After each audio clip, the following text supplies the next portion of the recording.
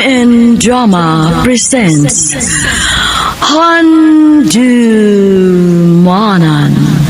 So Kakawin. Isang mahirap ngunit masayang pamilya ang binubuo ni na Aling Rosa, Maria at June. Kahit kapos sa buhay, nagsisikap silang mabuhay ng marangal. Nay! Nandito na po ako! Kumusta na po ang pakiramdam nyo? Mabuti lang ako, anak. Huwag mo na ako alalahanin. Mahalaga ang pag-aaral ninyo. Inuubo na naman po kayo. Baka kailangan na po nating magpatingin sa doktor.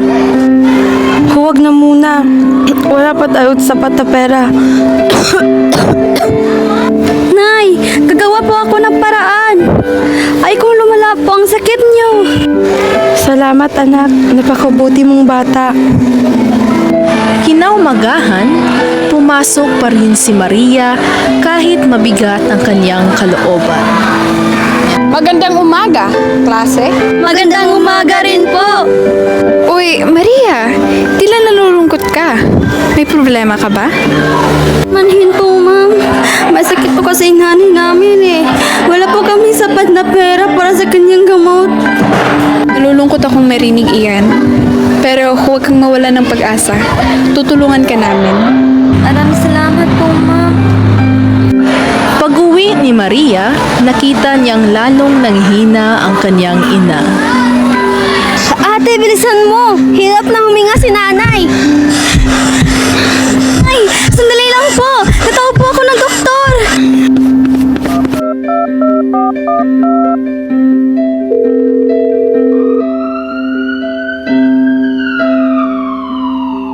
Ng araw po, susubukan naming gawin ang lahat ng aming makakaya. Napakahina na ng kanyang katawan. Dok, maaari po ba siyang gumaling?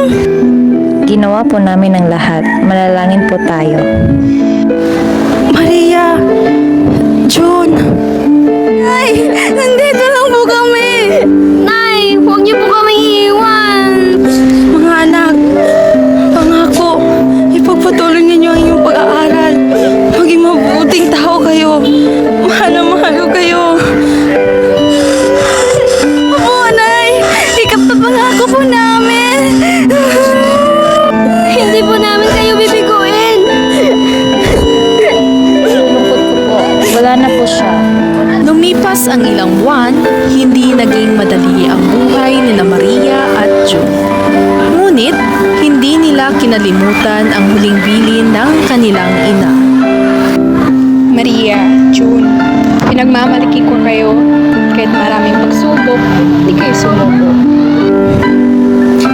Maraming salamat po, ma'am. Ang lahat ng ito ay para po sa aming inay. Pangarap po namin maiahon ang aming buhay at tuparin ang kanyang mga pangarap sa amin. Maaaring mawala ang isang taong mahal natin. Ngunit, ang kanilang pagmamahal, mga aral, at alala ay mananatili habang buhay. Ang tunay na pagmamahal ay hindi nasusukat sa haba ng panahon, kundi sa mga alaanang iniwan sa ating puso.